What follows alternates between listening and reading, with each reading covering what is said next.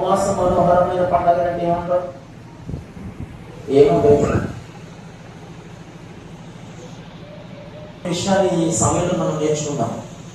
ఇప్పుడున్నటువంటి ఈ జనరేషన్, ఇప్పుడున్నటువంటి వీళ్ళంతా చాలా అదృష్టవంతులు. ఎందుకు అదృష్టవంతులు అనే మాట అంటే, వీళ్ళకి సర్వసాధారణంగా ఇప్పుడున్నటువంటి ఈ యవన పిల్లలకి 3 విషయాలు తెలియదు. ఎన్ని విషయాలు తెలియదు? 3 విషయాలు తెలియదు. ఏం తెలియదు? మొట్టమొదటి అంటే వీళ్ళకి పస్తు పడి ఉండడం తెలియదు. కొంచెం గట్టిగా చెప్పండి అమ్మా. పస్తు ఉండడం తెలియదు. పస్తు అంటే ఏంటి? ఏమీ తినకుండా ఉండడమా? పస్తు అంటే పస్తున్న వాళ్ళు ఏమంటే చేయొద్దండి. ఒకసారి జీవితంలో ఒకసారి పస్తున్నవాళ్ళు మీరంతా సొలొమోను బ్యాచ్ అనమాట. సొలొమోను పుట్టినప్పుడే అతని ఇంటి నిండా మనుగులు బంగారం ఉందంట. ఏముంది? మనుగులు బంగారం ఉంది. 1947 సంవత్సరం మనకు స్వతంత్రం వచ్చినప్పుడు 10 గ్రాములు బంగారం కేవలం 80 రూపాయలు అంట. ఎంత? ఎన్ని గ్రాములు? ఇప్పుడు ఎంత? 10 గ్రాములు బంగారం 1,35,000. ఎంత? 1,35,000. నిన్నే 3,000 తగ్గింది. అంటే ఎంత ఖరీదు పెరిగింది చూడండి బంగారం. చెప్తాను ఇంకా ముందు. పస్తు పడి ఉండడం అంటే కొంతమంది చెయ్యక్కలేదు. పస్తు పడి ఉండడం అంటే ఇక్కడ చాలా విషయాలు చెప్పారు. పాస్టర్ గారు నేను రూల్లో మాట్లాడుకున్నాం. వారు చాలా కఠినమైనటువంటి శ్రమలను, ఇబ్బందుల్ని అనుభవించి ఈరోజు ప్రభువు కోసం వారు నిలబడ్డారంటే దానికి కారణం ఏంటి అంటే చాలా ఇబ్బందికరమైన పరిస్థితులు ఎదుర్కొన్నారు. పస్తు పడి ఉండడం అంటే ఏమీ తినకపోవడం కాదు. ఏంటమ్మా? ఏమీ లేకపోవడం అంటే అచ్చతెలుగులో చెప్పాలంటే ఒంట్లో బాగుండి ఇంట్లో బాగోకపోతే దాన్ని పసుపు పడి ఉండడం అంటారు. ఎక్కడ బాగుంది? ఒంట్లో బాగుంది, ఇంట్లో బాగలేదు, అది పసుపు పడి ఉండడం. ఇప్పుడు ఉన్నటువంటి వీళ్ళకి పసుపు తెలియదు. ఇప్పుడు అంతా మస్తు మస్తే. వీళ్ళు అప్పుడప్పుడు అన్నం తింటున్నారు, రోజు బిర్యానీ తింటున్నారు. అవునా కదా? అప్పుడప్పుడు అన్నం అస్తమాటు అంటే ఇప్పుడు పరిస్థితులు ఎలా ఉన్నాయి? 30 సంవత్సరాలుగా నేను సేవలు ఉన్నాను కాబట్టి ఎక్కడ ఏం దొరుకుతుందో నాకు బాగా తెలుసు. రకరకాలైనటువంటి బిర్యానీ, రకరకాలైనటువంటి ఆహారం దొరుకుతుందండి. వీళ్ళకి రెండోది ఏం తెలియదు అంటే లంకనం తెలియదు. ఏం తెలియదు? లంకనం అంటే ఏంటి? ఇంట్లో బాగుండి ఒంట్లో బాగోకపోతే అప్పుడు డాక్టర్ గారు చెప్పేవారు ఏమని? లంకనం చేయాలి. 2 రోజులు. ఈ 2 రోజులు వీళ్ళకి నీళ్ళు వేయమంటే వేడి నీళ్ళు, అంతకంటే కొంచెం నీరసం ఉండే కొన్ని పాలు చుక్కలు ఇవ్వండి. 3 రోజుల తర్వాత కొన్ని నూకలు ఏపి జామ కాసివ్వండి అందులో. ఇప్పుడు అటువంటిది ఏమన్నా? ఇప్పుడు టైఫాయిడ్ కానీ, మలేరియా కానీ, డెంగ్యూ కానీ ఏ జ్వరం వచ్చినా 3 పూట్ల తినేసి, ఎన్ని పూటలు? 3 పూట్ల తినేసి 3 రోజుల కోర్సు, 5 రోజుల కోర్సు, 7 రోజుల కోర్సు వాడుతున్నారు. అందుకని ఏం తెలీదు? లంకనం కూడా తెలియదు. మూడోది ఇంకొకటి తెలియదు. ఏం తెలియదు చెప్పనా? కరువు తెలియదు. ఏం తెలియదమ్మా? ఏ కరువు? బట్ట కరువు తెలియదు. ఒకప్పుడు బట్టలు చిరిగిపోతే సిగ్గు, ఇప్పుడు సిరగకపోతే సిగ్గు. అందరూ ఏం చెప్తున్నారు? ఇప్పుడు చిరుగుపోయిన బట్టలు వేసుకుంటున్నారు. పెద్దలు మాట చెప్పారు, చిరుగుపోయిన గుడ్డ, తగిలిపోయిన అద్దం, ఆగిపోయిన గడియారం ఎక్కడ ఉండకూడదు. ఇప్పుడు ఏమున్నాయి ఇంట్లో? అయ్యే ఎంత సిరిగిపోతే అంత ఖరీదంట బట్టలు. ఆడపిల్లలు సిరిగి తీసుకుంటున్నారు, మగవాళ్ళు సిరిగి తీసుకున్నారు సిగ్గు లేకుండా. ఆ మధ్య నేను ఇజ్రాయెల్ దేశం వెళ్తే, ఇజ్రాయెల్ దేశంలో మీరేమనుకోకండి, దయచేసి తప్పుగా అర్థం చేసుకోండి. ఇజ్రాయెల్ దేశంలో ఫ్యాంట్ జారిపోతుంది. ఆడపిల్ల ప్యాంట్ జారిపోతుంది. ఏంటి అని చెప్పేసి నేను నా ఫ్రెండ్ అడిగి మాట్లాడదు, ఇక్కడ ఫ్యాషన్ అన్నాడు. ఏంటి ఏర్పాటు? ప్యాంట్ జారగొట్టుకోవడం ఫ్యాషన్ అంటాడు. పరిస్థితి ఎంత భయంకరంగా ఉందో చూడండి. ఆమోసు గ్రంథం 5వ అధ్యాయం 13వ వచనంలో ఒక అద్భుతమైన మాట ఉంటుంది. ఆమోసు 5:13 తీసుకుని చదవండి. ఏ కాలం అమ్మా? ఎన్ని కాలాలు మొత్తం మనకి? కాలాలు ఎన్ని? 3-4? 4 కదా. ఏమేంటి? వర్షాకాలం, ఎండాకాలం, శీతాకాలం, పోయే కాలం. ఏ కాలం? ఇప్పుడు ఏ కాలంలో ఉన్నాం మనం? చెడు కాలం అంటే పోయే కాలమే. ఇది చెడు కాలము కనుక ఈ కాలమున బుద్ధిమంతుడు ఊరకుండును. చదవండి. మీరు బ్రతుకున్నట్లు కీడును విడిచి మేలును వెదకుడి. అలా చేస్తే మీరనుకుని చెప్పున దేవుడును సైన్యములకు అధిపతి అయిన యెహోవా మీకు తోడుగా ఉండును. ఆమె చెప్పండి. ఇదే కాలం అమ్మా? చెడు కాలం. తల్లిదండ్రుల పిల్లలు అదుపు చేసే పరిస్థితి లేదు. అలా ఉండదు నాన్న, ఇలాగా అంటే ఏం చేస్తాడు? ఒక 15 రోజుల క్రితం కడపలో బీటెక్ చదివినటువంటి ఒక యవనస్తుడు హైదరాబాద్ లో ఉద్యోగాన్వేషణకి వెళ్ళాడు. ఒక ప్రక్కనే అతనికి సినిమాలు నటించాలనిపించాట. మొత్తం మీద హైదరాబాద్ నుండి కడప వచ్చాడు. కడప దగ్గర పొద్దుటూరు, కడప దగ్గర జమ్మలమడి వచ్చేటండి. ఆమె తల్లి స్కూల్ టీచర్. ఆమె అన్నట్టు, నాన్న నువ్వు ఏదో ఉద్యోగం వెతుక్కో, నీ భవిష్యత్తు బాగుండాలి అని కొంత ఉపదేశం చేస్తున్నట్టు తల్లి. వెంటనే కోపంతో తల్లిని కత్తితో ఎదిసాడు, చంపేశాడు. అంటే ఇప్పుడు ఇది ఏ కాలం? చెడు కాలం. సేవకులు కూడా గద్దించకూడదు, బుద్ధి చెప్పకూడదు, సరి చేయకూడదు, హెచ్చరించకూడదు, మిద్దుతా ఉండాలి. ఏం చేస్తున్నారు? మిద్దుతా ఉండాలి. లేదంటే ఏమంటారు? మాస్టర్ గారు ఎప్పుడు చూసినా ఏం చేస్తారు? మమ్మల్ని తిడుతున్నారు. అది తిట్టడం కాదు. మీకు ఎప్పుడైనా దెబ్బ తగిలిందనుకోండి, గాయమైందనుకోండి, డాక్టర్ గారు మీకు ఆయింట్మెంట్ ఇచ్చాడు అనుకోండి, ఆయింట్మెంట్ మీరు రాసుకుంటూ ఉన్నప్పుడు చాలా చల్లగా ఉంటుంది, బాగుంటుంది. కాకపోతే అది లోతైనటువంటి గాయం అనుకోండి, ఆయింట్మెంట్ దానికి ఏం చేయదు, పని చేయదు. అది ఏం చేయదు? చెప్పండి. ఏం చేయదు? ఆ గాయాన్ని పిండి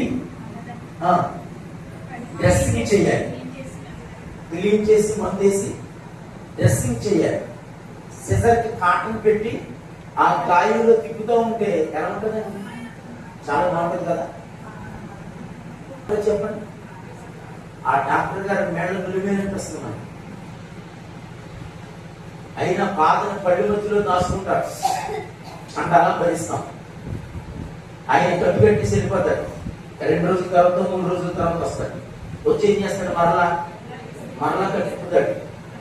మరలా మామూలుగా మరలా డ్రెస్సింగ్ చేస్తాడు. అలా ఎప్పటి వరకు చేస్తాడు? అది అలా చేస్తేనే మీ గాయం తగ్గుతుంది. సేవకుడు కూడా మిమ్మల్ని సరిచేయడానికి, మిమ్మల్ని సరైనటువంటి త్రోవలో నడపడానికి ఏం చేస్తాడు? సేవకుడు బుద్ధి చెప్తాడు, హెచ్చరిస్తాడు, ఖండిస్తాడు, సరి చేస్తాడు. దానికి మీరేం చేయాలి? లోబడాలి. చేతులు తామని చెప్పండి. ఈ భూమి మీద 2 బళ్ళు ఉన్నాయి. ఒకటి లోబడి లేదా తిరగబడి. ఏ బడి? భార్యలారా మీ భర్తలకు లోబడి ఉండండి అంటే లోబడుతున్నారా తిరగబడుతున్నారా? మాట్లాడాలి. లోబడుతున్నారో తిరగబడుతున్నారో మీకే తెలుసు. బైబిల్ గ్రంథంలో శారా ఉంటుంది. శారా తన భర్త అయినటువంటి ఎవరు? అబ్రహాము గారిని ఏమని పిలిచేది? సార్. ఏమని పిలిచేది? సార్ అని పిలిచేది.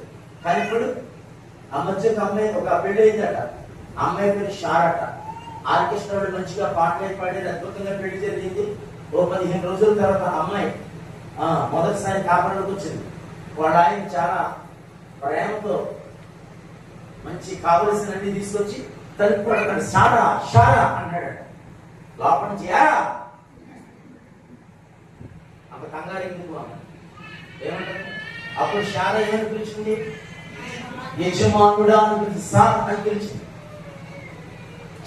భార్యలు తమ భర్తలకు ఏం చేయాలి? లోబడాలి. సంఘము క్రీస్తునకు లోబడినట్టుగా అన్నాడు. సంఘం అంటే యేసు క్రీస్తు ప్రభువారి శరీరం. చేతులెత్తామని చెప్పండి. చేతులన్నీ లేఖల పైకి సంతోషంగా చేతులెట్టి ఒకసారి అంగలాడించండి. మీకు మంచి శాంతి ఇచ్చారు. పక్క వాడి మీద తీర్చుకొచ్చాడు. చేతులెత్తి హల్లెలూయా ఆమేన్. చేతులెత్తున్న సాయంకాల నైవేద్యము అని దేవుని వాక్యం చెప్తుంది. దేవుని పిల్లలు దేవుని మందిరంలోనే కాదు, మన ఇంటి దగ్గర కూడా ఎలా ఉండాలి? దేవుని పిల్లలు సంతోషంగా ఉండాలి. ఎలా ఉండాలి? చెప్పాలి. ఎలా వస్తుంది సంతోషం? ఎలా వస్తుంది సంతోషం? డబ్బులుంటే వస్తాయి సంతోషం. ఒకవేళ డబ్బుంటే సంతోషం వచ్చినా తాత్కాలికంగా ఉండొచ్చు సంతోషం. లేదా మనకు కావలసిన వస్తువు మనం కొనుక్కుంటే సంతోషం ఉండొచ్చు. అది ఎంతకాలం ఉంటుంది? ఏమా కొంతకాలం ఉంటుంది. ఇప్పుడు ఇక్కడ సోదరుడు ఉన్నట్టు మంచి కీబోర్డు ప్లేయర్. ఇప్పుడు ఆయన్ని తమ్ముడు ఈ బోర్డు బాగుంది కదా, ఈ బోర్డుతో నీకు సరికొంత చాలా అంటే ఏమంటే కాదన్నా కొత్త బోర్డు వచ్చింది, చాలా బాగుంటుంది, అది దానికోసం చూస్తున్నాను, నెక్స్ట్ తీసుకున్నాను అదే చాలా లేదు. ఆ ఫ్యాన్ ఆయన అడిగితే ఏమంటాడు ఆయన? లేదు ఇప్పుడు కొత్తగా వచ్చింది, ఇంకా న్యూ వెర్షన్ వచ్చింది, దానికోసం చూస్తున్నాను, అది అందులో ఇంకా సౌండ్స్ అయి చాలా బాగుంటాయి అంటే ఈ భూమి మీద మనకి దేవుని పెట్ట మనకు కావలసినటువంటి వస్తువు మనకు దొరికినప్పుడు, మనకు కావలసినటువంటి ఆ విషయంలో మనం దీవించబడినప్పుడు మనం చాలా సంతోషిస్తాం. కానీ అది తాత్కాలికం, కొంతసేపే. కానీ ఈ భూమి మీద మనం సంపూర్ణంగా సంతోషించగలిగినటువంటి స్థితి ఏదైనా ఉంది అంటే అది కేవలం మన ప్రభువును బట్టి. చెప్పండి, ప్రభువును బట్టి మనం సంతోషించగలం. నేను చెప్పినాను కదా, ఈ తరములో ఉన్నటువంటి వీళ్ళకి మూడవది తెలియదు, కరువు తెలియదు. ఏ కరువు అంటే పట్ట కరువు తెలియదు, రెండవది తిండి కరువు తెలియదు, మూడవది వస్త్రపు కరువు తెలియదు, నాలుగవది ప్రయాణ కరువు తెలియదు. ఒకప్పుడు ప్రయాణం చేయాలంటే ఏం చేయాలి చెప్పండమ్మా? నేను కోటిపల్లి రేవు దాటివాడు. ఏం దాటివాడు? కోటిపల్లి రేవు దాటి ఏటుగట్టు మీద నుండి ఇలా నుంచి నడుచుకుంటా సచివాడ నడుచుకుంటూ వెళ్ళేవాడు. ఎక్కడికి? సచివాడ నడుచుకుంటూ వచ్చేవాడు. మా అమ్మమ్మ ప్లస్ ఇక్కడ ఉన్నటువంటి ఈ రాజరత్నం వాళ్ళ అమ్మమ్మ ఇద్దరు అక్క చెల్లెడు. మా అమ్మమ్మ వాళ్ళ అమ్మగారికి తీసుకొచ్చేది. ఎలా వచ్చేవాళ్ళు? నడుచుకుంటా. ఎంత కష్టం! ప్రయాణానికి అప్పుడు చాలా కష్టం ఉండేది. మా అమ్మమ్మ ఉదయాన్నే మోకరించి ప్రార్థన చేసేది. ప్రార్థన చేస్తామని చాలా చిరాగా అనిపించేది. ఎందుకు? చిన్నపిల్లలు కదా, పడుకోకుండా ఎందుకు ప్రార్థన చేస్తున్నాయి? ఆవిడ ప్రార్థనలో చేస్తా ఉండేది ఏమనంటే, ఇక్కడ ఈ చుట్టుపక్కల ఉన్నటువంటి పాస్టర్లు అందరి కోసం, ఇక్కడ ఉన్నటువంటి పాస్టర్ గారి కోసం కూడా ప్రార్థన చేసి ఇప్పుడు నాకు గుర్తొచ్చింది. ఇక్కడ ఉన్నటువంటి పాస్టర్ గారు ఎవరిది?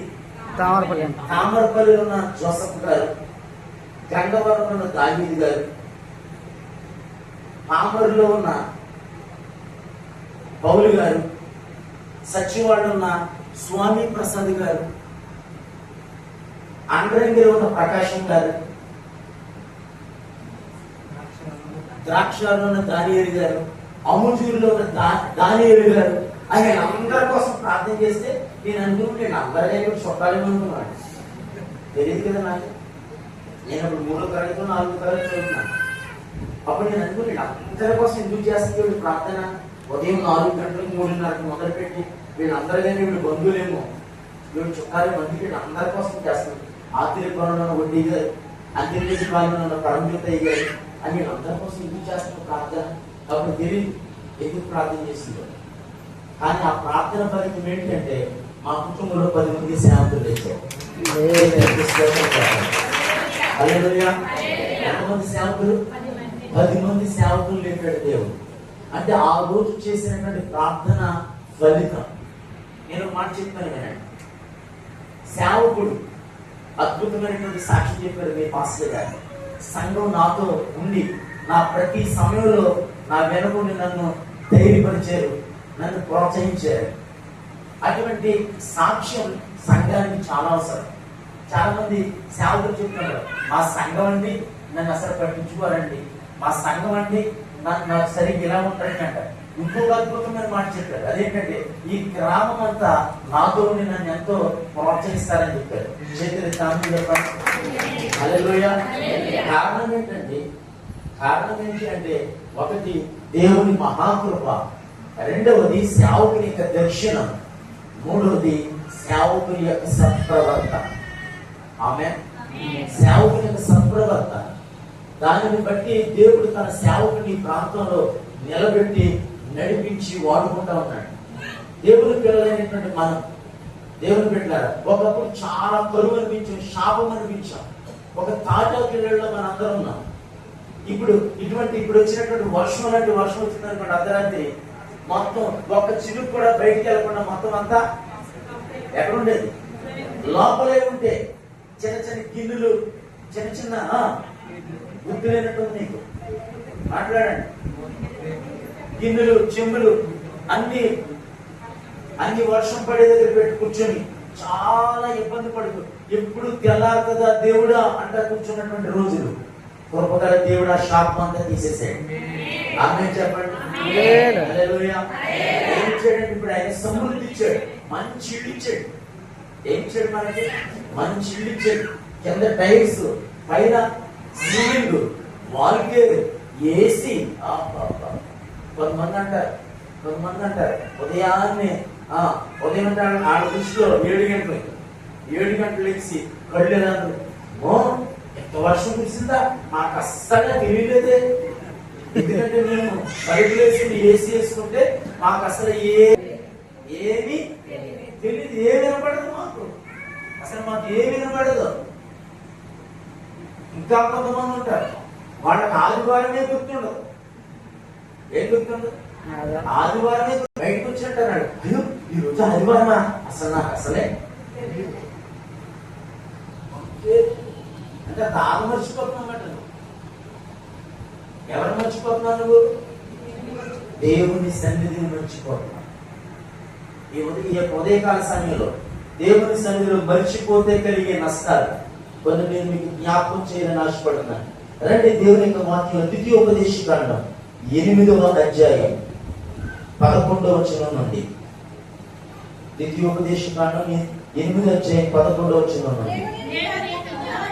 నేడు నేను నీకు ఆజ్ఞాపించుచున్న ఆయన ఆజ్ఞలను, విధులను, కట్టడలను నీవు అనుసరింపక నీ దేవుడైన యెహోవాను మరచి కడుపార తిని మంచి ఇళ్ళు కట్టించుకొని వాటిలో నివసింపగా నీ పశువులు, నీ గొర్రె మేకలను వృద్ధి అయి నీకు వెండి బంగారము విస్తరించి నీకు కలిగినదంతయు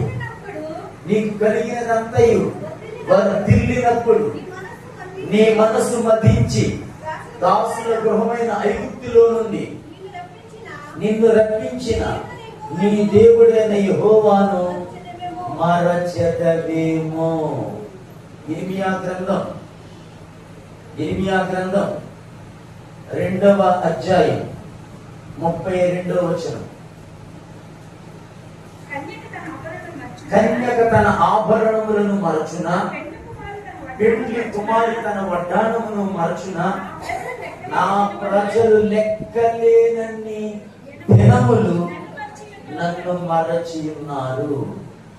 అమ్మాయి చూడండి, ఎవరు మర్చిపోయారట? ఎన్ని దినాలు? లెక్కలేనన్ని దినములు.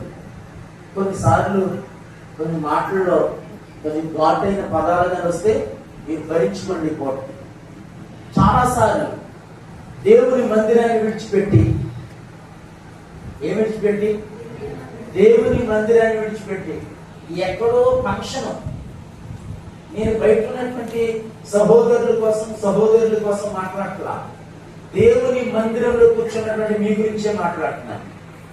ఎక్కడో ఫంక్షన్, ఆదివారం ఏం చేస్తాను? ఆదివారం ఏం చేస్తావు? మాట్లాడండి అమ్మా. ఆదివారం ఎక్కడో ఫంక్షన్ అండి, జగన్నాథగిరిలోనో, గొర్రెపాలెంలో, లేకపోతే కోరంకలోనో ఎక్కడో ఫంక్షన్, లేకపోతే పాతింజరులోనో ఎక్కడో మొత్తం ఫంక్షన్.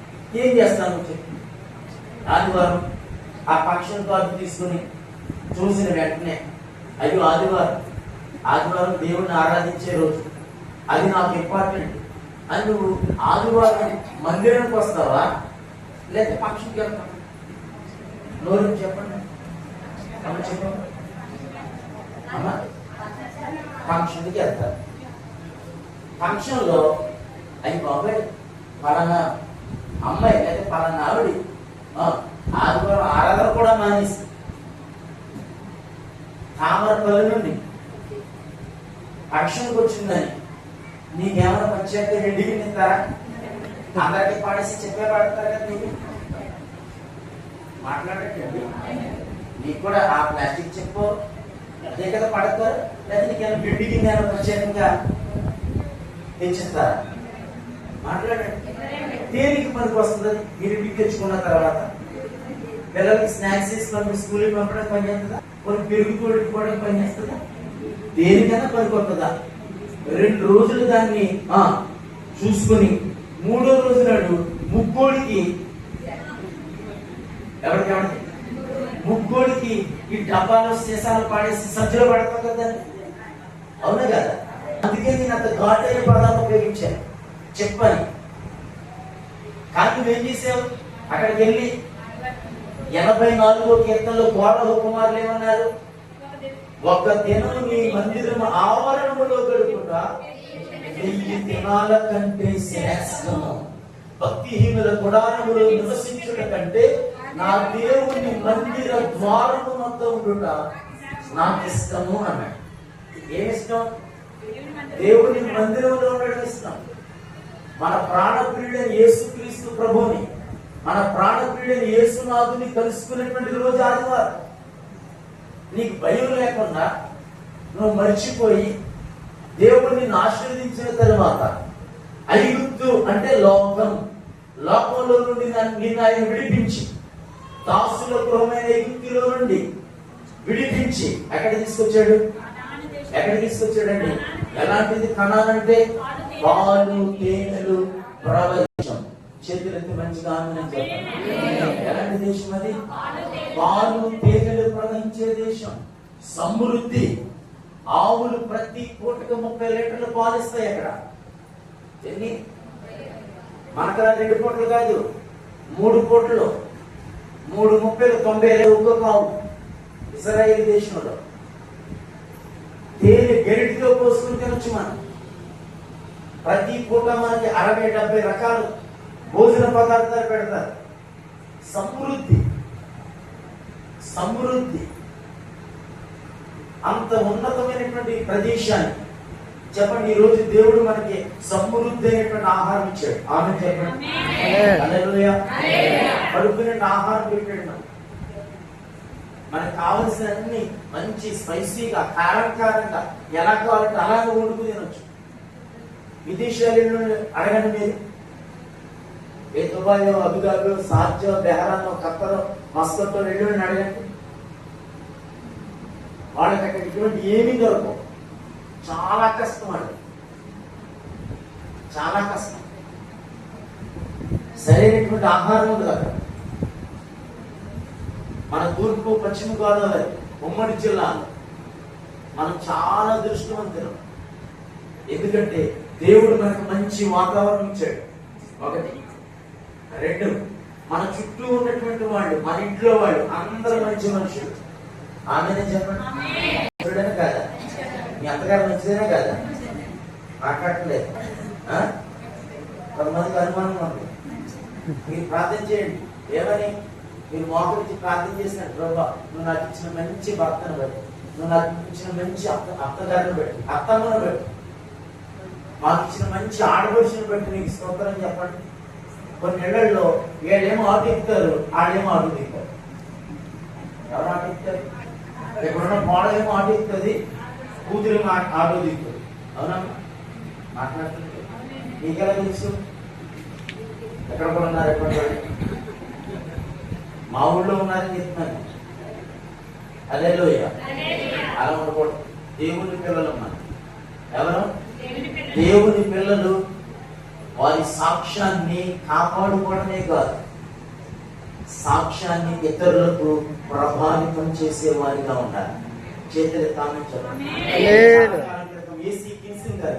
ఒక అద్భుతమైన పాట రాశాడు. సర్వచిత్తంబు నీదేనయ్యా, స్వరూపాన్ని కుమారివే, సారేపై ఉన్నామంటేనయ్యా, సరే యాత్ర చేయునయ్యా, సర్వేశ్వరి రితుండను, సర్వదా నిన్నే సేవింతును, ఆత్మస్వరూప నీ చిత్తమే అని సంగు చెల్లు ఇహ పరమునా, అధికంబుగా నన్ని ఆత్మతో ఆవరించోను నా రక్షక, అందరూ నాలో క్రీస్తుని చూడా, ఆత్మతో నన్ను నింపుము దేవా.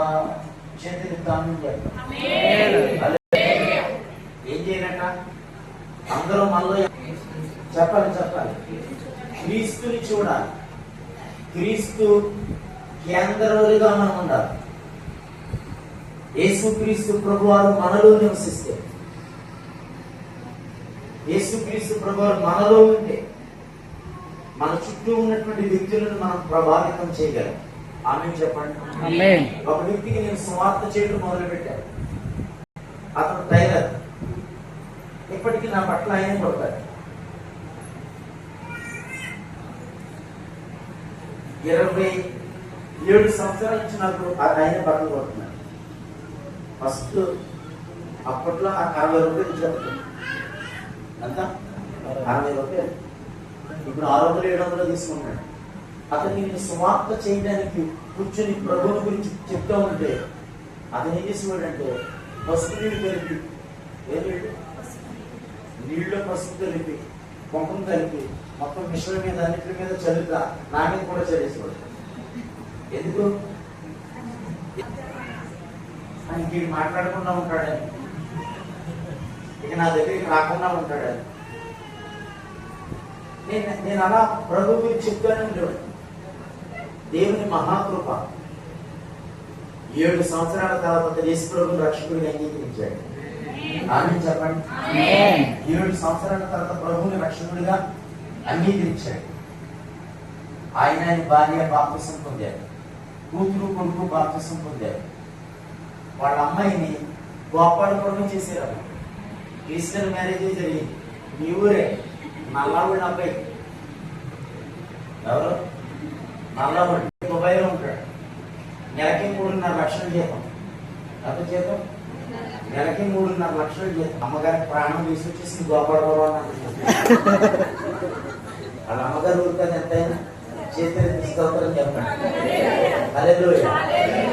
అయితే ఎందుకు ఈ మాట చెప్తానంటే 7 సంవత్సరాల తర్వాత ఆయన మారు మనసు పొంది రక్షణ పొందిన తర్వాత ఒక మాట అన్నాడు నాతో.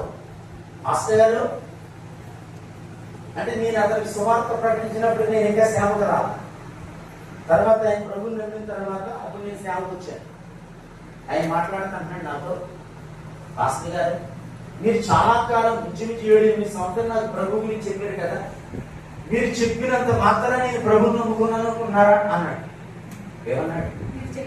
చెప్పినంత మాత్రం నేను ప్రభువుని నమ్మేసుకున్నాను అనుకున్నారా అన్నాడు. ఎలా ఉంటుందన్నా? బాధ అనిపిస్తాను. నేను ఎలా చూస్తున్నాను? అప్పుడు అంటున్నాడు అతను, మీరు చెప్పిన మాటను బట్టి నేను నమ్మరా, 7 సంవత్సరాలు మీ ప్రవర్తన చూసి మారేను అన్నాడు. ఏమన్నాడు? 7 సంవత్సరాలు మీ ప్రవర్తనను చూసి నేను మారినన్నాడు. నాకు ముందు చెడు మంది ఒకసారి 7 సంవత్సరాలు మిమ్మల్ని పరిశోధించాను, పరీక్షించాను. అసలు ఏం చేస్తారని చెప్పేసి మీ మీద నీడు కూడా చేసేవాడిని. కోపంతో మీరు వెళ్ళిపోతారేమన్నాడు. కానీ మీరు ఎలా అలాగే సహించారు, అలాగే ఓర్చుకున్నారు. మీ మాటకి మీ ప్రవర్తనకి సంబంధం ఉందా లేదని చూశాను. ఉంది. అప్పుడు ప్రభు నాతో మాట్లాడాడు. అతను భయంకరమైనటువంటి విగ్రహం అది. మాట్లాడితే సిద్ధాంతులు అంటారు, సిద్ధాంతులు కూడా తిరిగివాడు. అటువంటి వ్యక్తి మారు మనసు పొందాడు, రక్షణ పొందాడు. దేవుడు అతని మంచిగా ఆశీర్వదించాడు. అదే చెప్తాను. అందుకే మన చుట్టూ ఉన్నటువంటి వాళ్ళు ఏం చేస్తారు? మానలను చదువుతారు. బైబిల్ ఎన్ని సువార్తలు ఉన్నాయి? ఎన్ని సువార్తలమ్మా? 4 సువార్తలు. 4 అయినా సరిగ్గా చూడండి. మీ బైబిల్ 4 ఉన్నాయి కదా. మీ బైబిల్ ఆదికాండం ఉందా? కొంతమంది బైబిల్ ఆదికాండం ప్రకటన ఉండదు, ఆరంభ గ్రంథం అంత గ్రంథం ఉండదు. ఆకలిసినప్పుడు 1 పేజీ తినేస్తారు. పట్టు చీర మాత్రం కొనిసుకుంటే కదా, దంచు చీర మాత్రం. బైబిల్ మాత్రం అంటారు, అయ్యారు బైబిల్ తెచ్చిపెట్టండి, ఎంతో బైబిల్ ఇవ్వండి అంటారు. ఏమనంట? బైబిల్ ఏమి ఫ్రీగా రావు. బైబిల్ కొనుక్కోమని చేతులకి ఆనందించారు. ఎన్ని సువార్తలు ఉన్నాయి? ఒక ఆయన అన్నాడు, బైబిల్లో 4 సువార్తలు ఉన్నాయి, కానీ బైబిల్ పట్టుకునేటువంటి వ్యక్తి చేతిలో 5 సువార్తలు ఉన్నాయి. ఏంటి సార్ అంటే, బైబిల్లో మత్తయి సువార్త, మార్కు సువార్త, లూకా సువార్త, యోహాను సువార్త, 5ది నువ్వే ఆ సువార్త. నీ సువార్త, నీ మాట ఒక సువార్త. నీ చుట్టూ ఉన్నటువంటి వాళ్ళతో నువ్వు ప్రవర్తించేటువంటి ఆ యొక్క నీ ప్రవర్తన ఒక సువార్త. నీ ఇంట్లో వాళ్ళతో నువ్వు ప్రవర్తించేటువంటిది అదొక సువార్త. వాక్యం చెప్తూ ఉంది, నువ్వు మంచి ఇల్లు కట్టించుకుని వాటిలో నివసించగా వెండి బంగారాన్ని అన్నిటినీ ఆయన నీకు ఇచ్చిన తర్వాత నువ్వేం చేయకూడదు? ఏం చేయకూడదు అన్నాడు. చెప్పండి. ఇది వరకు పాపం మీరు మీ అమ్మగారికి వెళ్ళి వస్తా ద్రాక్షారములు ఆగి, ఎక్కడెక్కడెక్కడ ద్రాక్షారములు ఆగి పాత పట్టీలు అటు ఇచ్చేసి, ఏ పట్టీలు? ఆడు ఉన్న పాత పట్టీలు అటు ఇచ్చేసి, కొత్త పట్టీలు 12, ఆ పాత పొలాలు ఉంటే అటు ఇచ్చేసి 12 పొలాలు తగిలించుకుని ఇక్కడికి వచ్చి మీ తోడుకోవడంతో ఆ పక్కన పడుతో ఈ పక్కన పడుతో ఎప్పటి నుంచో చెప్తుంది మా అమ్మ, ఏమని? మామిడి పిందులు పట్టీలు కొంటానని. ఇదిగో మామిడి పిందులు పట్టీలు కొందాయి అని ఎంతో గొప్పగా చెప్పుకునేవారు. అవును కాదా? మాట్లాడలేదు. డబ్బులు ఎవరి బాగుతాయి. అక్కడక్కడ అప్పుడప్పుడు నరికేసిన డబ్బులే, అప్పుడప్పుడు సైడ్ వేసేసిన డబ్బులు, అవన్నీ పట్టుకుని వెళ్ళి ఓ చీర కొనుక్కుని, చీరేమో మా అన్నయ్య పెట్టాడు, పట్టీలేమో మా అమ్మ కొన్నదే అని చెప్పుకునేవారు. ఇప్పుడు ఇంకా ఛాన్స్ లేదు. ఎందుకంటే అప్పుడు తులం 300, ఇప్పుడు 1800 తులం. ఇప్పుడు తులం ఏంటంట? 1800. మా ఊళ్ళోనే ఉన్నారు అనుకుంటే బ్యాచ్ అనుకున్నాను, ఇక్కడ కూడా ఉన్నారు. దేవునికి స్తోత్రం. హల్లెలూయా. ఎంత అమాయకులం అంటే మనం, ఎంత పిలుపులు అంటే మనం. బ్యాంకులో మనకు 2 పనులు ఉంటాయి. ఎన్ని పనులు ఉంటాయమ్మా? ఏ పనులు ఉంటుంది చెప్పండి. బ్యాంకులో మనకి ఎన్ని పనులు ఉంటాయి? 2 పనులు. ఒకటి డబ్బుని తీయడం, డిపాజిట్ చేయడమో విత్డ్రా చేయడమో చేస్తాం. అంతేనా? 2 పనులేనా? కానీ బ్యాంకులో ఎవరైనా కనబడితే మిమ్మల్ని అడుగుతారు, ఎలా వచ్చారండి అని. వెంటనే ఏమంటారు మీరు? డబ్బులు వేయడానికి వచ్చాను అంటారా? డబ్బులు తీయడానికి ఏమంటారు? నువ్వేమంటారు చెప్పి? నేను కనపడ్డా, ఎలా వచ్చినట్టు బ్రదర్ అన్న. ఏమంటారు? అలా అంటావా? డబ్బులు తీయడానికి వచ్చానంటావా? డబ్బులు వేయడానికి వచ్చానంటావా? ఏమంటావు చెప్పండి? బంధువులు వచ్చాను అంటారు. ఏమంటారు? బ్యాంకు మీద మనకి బావగారండి పని మీద అనడానికి.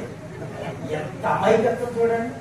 మన డబ్బు మనం దాచుకోవడానికి భయం, మన డబ్బు మనం తీసుకోవడానికి భయం. మానవ నైజం అలాంటిది, మానవ పరిస్థితి అటువంటిది. దేవుని వాక్యం మనకు చెప్తున్నటువంటి మాట. మీరు మంచిలు కట్టుకున్నారు మంచిదే, అన్ని సంపాదించుకున్నారు మంచిదే, కాకపోతే అన్ని అయిన తర్వాత మీ మనస్సు మదించి, అచ్చ తెలుగులో చెప్పాలంటే మదించడం అంటే కొవ్వు పట్టేసి, కొవ్వు పట్టేసి. చెరువులో ఉన్న చేపకే కొవ్వు పట్టిస్తే ఎగిరి ఎక్కడ పడితే గొట్టు మీద పడుతుంది. గొట్టు మీద పడితే ఎక్కడికి వచ్చేస్తే కత్తిపేట దగ్గరికి వచ్చేది. కత్తిపేట దగ్గరికి వచ్చి ఎక్కడికి వెళ్ళిపోతే రాముడు. అదవుతున్నా మీకు అదవుతుంది. మనకేం పట్టకూడదు, మనస్సు మదించకూడదు, మనస్సు మదించకూడదు. నువ్వు కొద్ది స్థితిలో ఉన్నప్పుడు ఎలాంటి భక్తి చేసావో, అప్పుడు ఎంత కన్నీటి ప్రార్థన చేసావో, అప్పుడు ఎలాంటి ఉపవాసం ఉన్నావో. రాత్రి వాక్యం చెప్తారు వచ్చారు దైవజనులు ఎవరు. నిజంగా ఆ దైవజనుడిని చూసి చాలా నేర్చుకోవచ్చు మనం.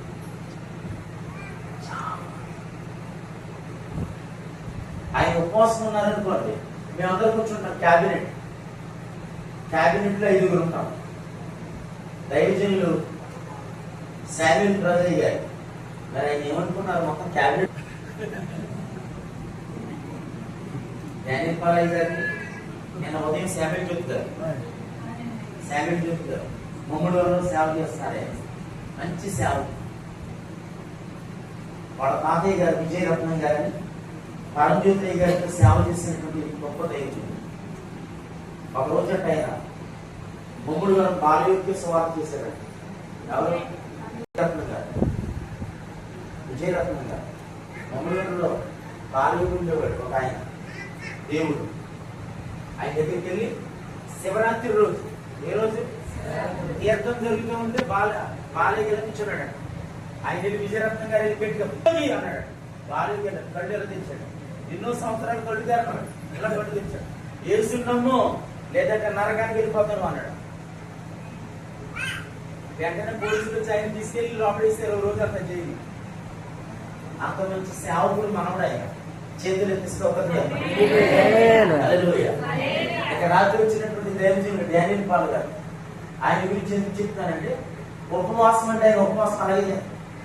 ఆయన పక్కన మీద కూర్చుంటాం కదా, వాటర్ బాటిల్ పెడితే ఆయన ఉంచుకోడు అసలు. వాటర్ బాటిల్ అలాగే ఏం పెట్టినా కానీ, కాఫీ కూడా ఉపవాసం అంటే ఉపవాసం అంత ఖచ్చితంగా ఆశ్చర్యం అనిపిస్తున్నాం. అయ్యా వాటర్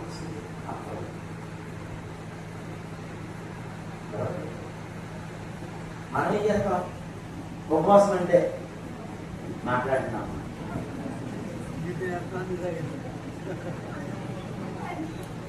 మా ఆత్మీయ తండ్రి దేవుని దాసులు జపన్య శాస్త్రి గారి యొక్క ఆత్మీయ నడిపింపులు ఉంటాం మేము.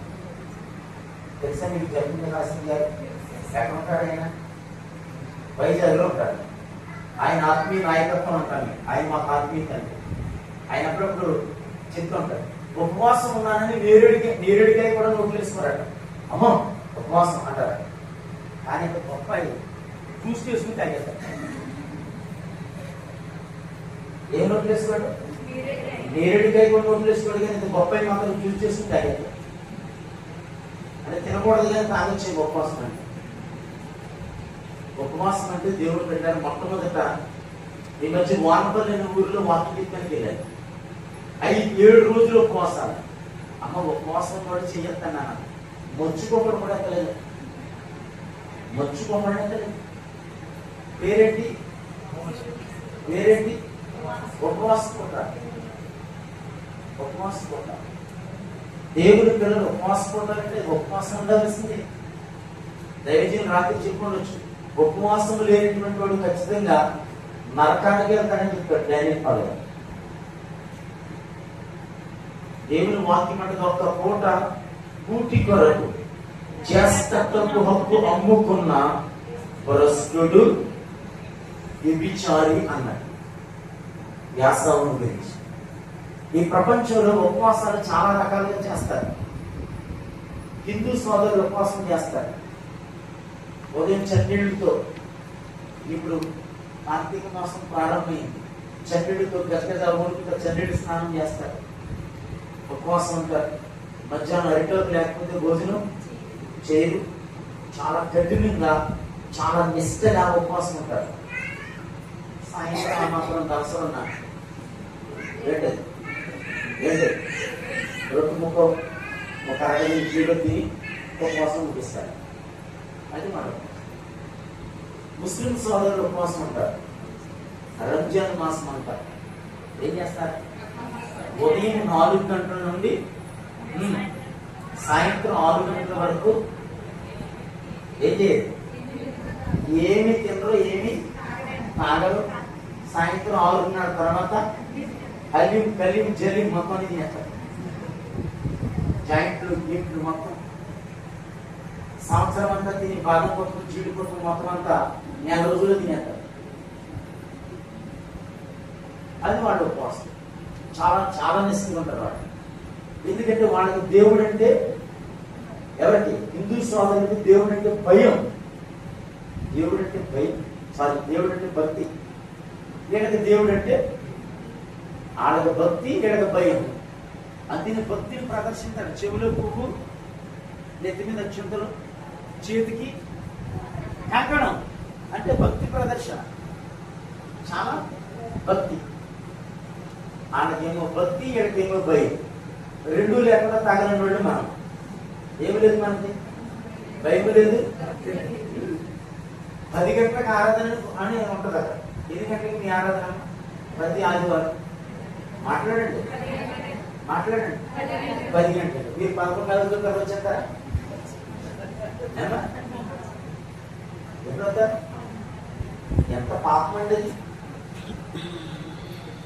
10 గంటలకు ఆరాధన అంటే 9:45 నిమిషాలకి ఉండాలి. పావు గంట ముందు ఉండాలి. ఎంత? పావు గంట ముందు ఉండాలి. మందిరాన్ని ఏం చేయాలి? క్లీన్ చేయాలి. చేపలు వేయాలి. కుర్చీలుంటే కుర్చీలు వేయాలి. ఏసీలో కుర్చీలు చూడాలి. దేవుడు నీకు ఏ బాధ్యత అప్పగించాడో ఆ బాధ్యతను చేయాలి. నాకు ఏ పని అప్పగించలేదని అనొద్దు. దేవుడు నీకు అప్పగించినటువంటి పని ఉండదు. లేకపోతే సేవకుని అడగాలి, అయ్యా నీకు నాకు ఏదైనా పని అప్పగించాను, నాకు ఏదైనా పని అప్పగించాను, నేను చేస్తాను.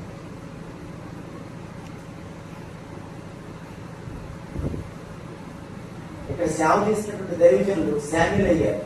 ఆయన గురించి నేను చాలా కాలం క్రితం ఒక మాట విన్నాను. ఒక ఆయన చెప్పాడు నాకు, ఆయన అంటే దేవుని కొరకు ప్రతిష్ఠించినటువంటి ఏ వస్తువుని ఇంట్లోకి ధ్యానించేవారు కదా. అవునండి, నిజమేనా నేను అన్నమాట? దేవుని కోసం ప్రతిష్ఠించినటువంటి కుర్చీని, ఇది మందిరంలో ఉందా? ప్రతిష్ఠించారా? దీన్ని పట్టుకుని ఇంట్లో ఇచ్చివాడు కదండి. అది దేవునిది, మీరు ఎవరు ముట్టుకోతినవాడు. అంటే ఆయన ఎంత నిష్టగా బ్రతికాడండి. ఆయన ఎంత గొప్పగా బ్రతికాడండి. ఆయన ఈ మాట నేను 23 సంవత్సరాల క్రితం విన్నాను. 23 సంవత్సరాల క్రితం. దేవుని పిల్లలైనటువంటి మనం, దేవుడు మనల్ని ఆశీర్వదించే కొలది, దీవించే కొలది, అభివృద్ధి చేసే కొలది దేవునికి మనం మరింత దగ్గర అవ్వాలి, కానీ దేవునికి మనం దూరం అవ్వకూడదు.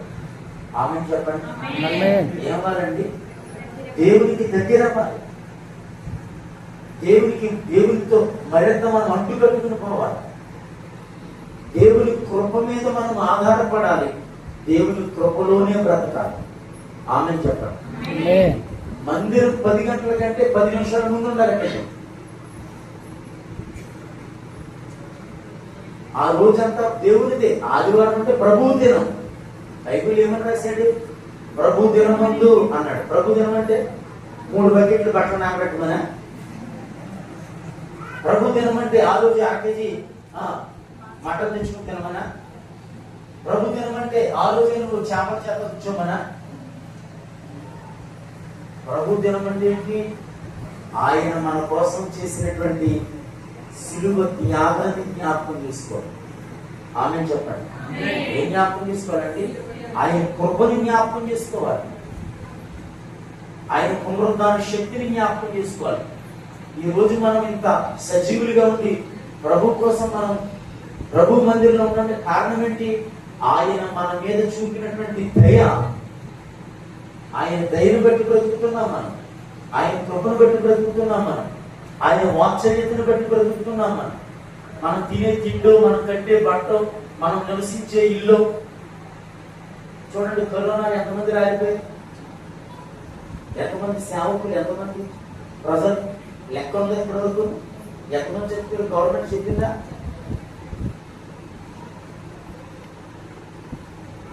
నేను నాతో పాటు నలుగురు సేవకులు కలిసి ఉంటాయి. ఇప్పుడు కారులో తిరిగిపోయి అక్కడికి వెళ్ళి ఒక మాస్టర్ గారు డ్రైవింగ్ చేస్తారు.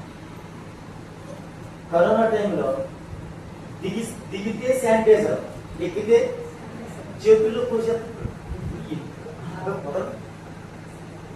నేను అదేమండి ఎక్కడొకప్పుడు తగిలించుకుంటారో మొత్తం మీద ఏంటి? దేవుని మహాకృప ఏంటంటే కారులో తిరిగేటువంటి 5గురిలో మా 4గురికి రాలేదు. ఈ కూర్చున్న శానిటైజర్ వేసేసుకున్నట్టు అది కోవిడ్ వచ్చేసింది, పోస్ట్ కోవిడ్ వచ్చేసింది, 2 సార్లు వచ్చేసింది. 5 చుట్టూరు మొత్తం రెడ్ జోన్ మొత్తం మూసేసారు. ఎక్కడ తగిలింది అనుకున్నారు? ఆ చర్చిలో ఒంట్లో పోయిన హాస్పిటల్ తీసుకెళ్ళాను. డాక్టర్ గారు కొన్నాను. ఆ డాక్టర్ గారితో మాట్లాడి మా దగ్గరికి వచ్చేసాను. నేను అనంతరం ఎక్కడ తగిలించుకుంటాను.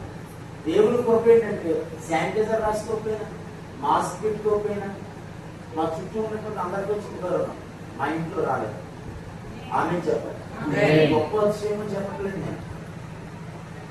మన శానిటైజర్ రాసుకున్నంత మాత్రం, మన ఇంటి చుట్టూ బ్లీచింగ్ కుట్టినంత మాత్రం కరోనా రాకుండా ఉందండి. ఆయన కృప మనల్ని కాపాడింది. ఆమె చెప్పండి, ఏం కాపాడింది? చెప్పండి. ఆయన కృప మనం కాపాడింది. ఆయన కృప ద్వారా మనం నడిపించబడుతున్నాం. అక్కడ అంటున్నాడు, స్త్రీ కన్యక తన ఆభరణములను మరుచున, పెండ్లి కుమారి తన వడ్డాణమును మరుచున, కానీ నా ప్రజలు లెక్కలేనన్ని దినాలు. ఎన్ని రోజులండి? లెక్కలేనన్ని దినములు నన్ను మర్చిపోతాను.